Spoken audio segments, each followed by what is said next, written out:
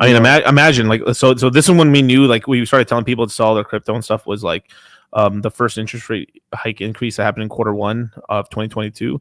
So we went from a 0.25 interest rate in terms of the Fed's fund rate, which basically equated to like 3% on the market and stuff, because you know they're not going to be like, here's 1.5, like fucking assholes. Like they're not, unless you just did some sort of like very interesting sort of like terms, like you did some sort of arm or balloon, or you did some sort of like, you know, a variable interest loan and stuff where they give you kind of a coupon for like 2-3 years, no, or interest only, or, you know, stuff like that. Outside of those, you know, if you just got a fixed 30-year mortgage, you know, you're getting like mid threes, high threes, maybe low fours and stuff, but still pretty decent, right? Yeah. Well, in a year and a half later, we've increased the interest rates by 525 basis points. So we're at 5.5% on the interest rates for the federal fund rate, and that's why people are at this. I mean, are at the 9-8% right now. Yeah, 10%. Absolutely. I mean, like, you go try and buy a car right now with an 850 credit score. It doesn't matter. Doesn't matter. You're getting 6.9. You're gonna pay 6.9 to 8%. Yeah, I was lucky and I caught 5. But like, still, like, that's ridiculous. Yeah, but that's. I mean, you're fiscally responsible. No, you yes, take care of your business, right? Yeah, of course. So if you're handling your business, I mean, 5%'s a friggin' insult, man. Yeah, it's. I honestly should have got like 2 and some change, 2.77 or something crazy. I looked at him and I'm like, dude, what are you doing? I said, I know what the marker is. Why are you guys jacking the marker further? Right. You know what I'm saying? And for me, it's not sustainable. I mean, people eventually are just purely going to be working for interest alone. I think, what was it like? I'm probably going to mess these numbers up, but I read this thing and it was like, okay, this guy did a situation where it was like $1 million house, right? He got a marker on it. It was like the payment was like $300,000 and $700 and some change. That's around the range. It's high 3,000s to 4,000s. Yeah. Okay. But by the time that loan matures in 30 years, he's paid another $1 million in interest alone. That's what they call it, a mortgage. Yeah, but that's insane, bro. Think about that for a second. How is that sustainable long term?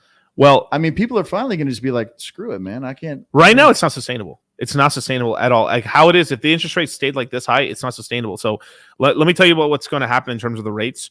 So next month on the 20th, we are going to get the federal fund meeting, the FOMC meeting, and that's going to happen. Right now, the markets are betting. It's looking like it's 80% chance that there will be a pause.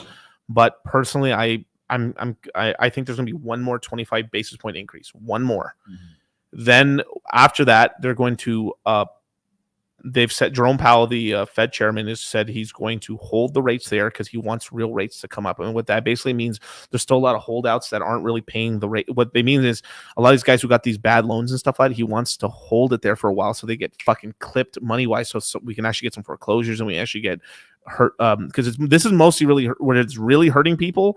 It's basically, it's stopped people from buying houses, but it's really where it's been hurting is in the commercial space. The commercial space has been hurt since COVID, and it's further being squeezed and contracting, so that's good. But now they really want the residential sites to go belly up. So you have a lot of these people who are doing like house flipping, or they're doing Airbnbs, or they're doing just rental real estate. But what they did is they took certain loans in order to give them, like, even the guy I rent from right now in my property, this is not a bad thing, but like it is what it is. He ended up taking loans to basically make his interest rates like 1.9. So he made it in a way where like they're all 1.9. Now they're coming due, and his payments are just like boom, going straight to the market price. And I mean, they do that shit because he could have locked it in at 3%, made steady good money forever. Instead he's like, let me juice it, let me lower it 0.5%, 1.5% lower. I get an extra couple thousand on every property, and I'm making a fortune. And now it's like he's got to survive now. And that's and that's happening to a lot of people. So Jerome Powell said he's going to hold it for at least 6 months. So it means like, if let's just say sometime next month the rates get increased again, or whether that's in November 1st, right? Then from there, that means they are going to hold the rates at 5.7 to 6% until the middle of the summer next year. Then from there, they're going to lower the rates 100 basis points. So 1% down in 2024. In 2025, they're going to lower it 125 basis points. So we should be somewhere in the 3.5 to 3.7% range. So there's good news. We're going down because they're going to bring them down. But It's going to take a full year in 24 until the end of 24. We won't be at like 4% until then, and then we won't be in the 3% range until 2025. So the bull market is going to come back in 24 and 25 after the summer. This is happening all after the Bitcoin halving that's happening in March. But during that time, they're going to allow the rates to be at damn near 6% at the Fed level, not counting the VIGs. With the VIG and everything, we're talking about 10, 11% for some people. Oh, yeah. And they're going to hold it there for a good 6 months and just hopefully people that collapse that. So we're talking about the bottom in the real estate market. If you're a cash buyer, is going to be in the middle of the summer. Yeah.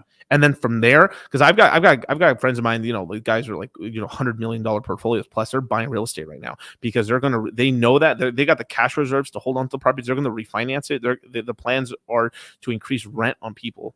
I'm just being for real. Four times the next 2 years, and then refinance, lower interest rates, and sell the properties off and make a fortune. Well, yeah, isn't that like the current strategy right now? It's like, what is it, like 40% rent, 60% owned? That's going to flip in the next year or two. Yeah. That's gonna rotate, man, and that kind of lines up with what you were just saying.